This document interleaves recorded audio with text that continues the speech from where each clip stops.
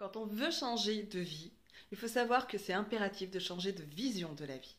Et changer de vision de la vie, c'est savoir se poser les bonnes questions. Pourquoi moi?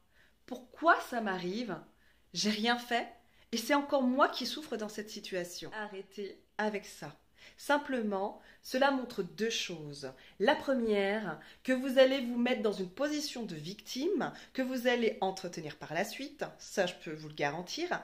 Et deuxièmement, ça montre que vous avez des croyances limitantes qui vous empêchent justement de vivre votre meilleure vie. Expliquez-moi, à quoi ça sert de conserver des relations toxiques alors que justement vous souhaitez changer de vie? En y réfléchissant, vous n'avez pas de réponse à apporter, ou simplement vous allez vous donner en fait de fausses excuses. Conservez dans votre décor, votre univers, des personnes qui vous jalousent, des personnes qui ne sont pas du tout sincères, c'est-à-dire qui n'en ont rien à faire de votre bonheur.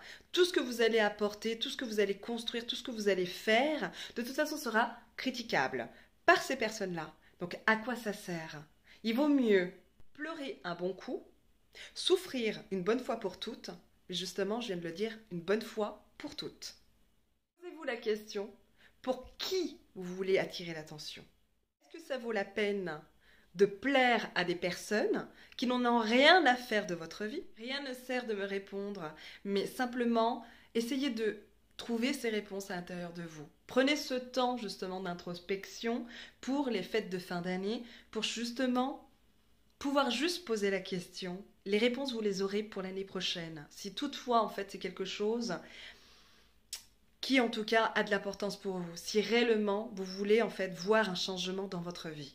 Alors, c'est loin d'être un scoop, mais ce monde est dirigé par l'argent. Si vous êtes attiré par l'odeur de l'argent, que c'est vraiment votre motivation et que vous accordez beaucoup plus d'importance à l'argent qu'à l'humain, il y a 3 choses que vous ne pourrez jamais avoir dans votre vie. La première, c'est la modestie. Deuxième, c'est vraiment l'honnêteté. Et troisièmement, c'est le respect. Vous souhaitez un nouveau souffle? Faites confiance à la magie de l'univers, à la magie de Noël tout simplement. Et pour tous ceux qui m'ont suivi donc en guidance lunaire cette année, vous savez combien j'y attache beaucoup d'importance. Pouvoir de la lune. Donc le 23 décembre aura lieu une nouvelle lune qui va nous accompagner tout le week-end de Noël. Vous allez certainement me dire, et alors? Ben, ça change tout. Évidemment, puisqu'il y a une nouvelle lune, c'est vraiment le moment de faire vos vœux pour 2023. Et là, vous allez voir, plus vous allez faire des vœux, toujours au présent, et en y croyant, en y mettant en fait vos vibrations, et vous allez réussir à matérialiser, on va dire, tous vos souhaits dans la matière pour 2023, ou en tout cas à partir de 2023. Avec mon cœur et en mon âme et conscience, et parce que je le fais vraiment de bon cœur, je vous montre comment faire. Donc à partir de maintenant, je suis en train de réaliser donc un vœu lunaire, même s'il est fait en fait à l'avance.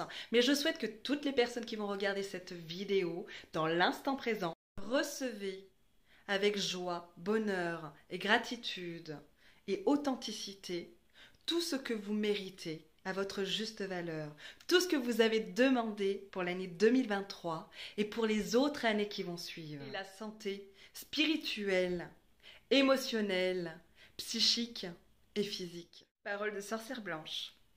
Sans oublier évidemment donc une douche de sel pour bien finir l'année et surtout en démarrer une autre. Et s'il y a bien quelque chose à savoir pour l'année 2023, ce n'est pas de savoir si votre voisin ou votre voisine a fait ci ou un tel a fait ça. Non, ça c'est terminé. Maintenant, c'est se poser la question, et la vraie question, qui suis-je moi maintenant?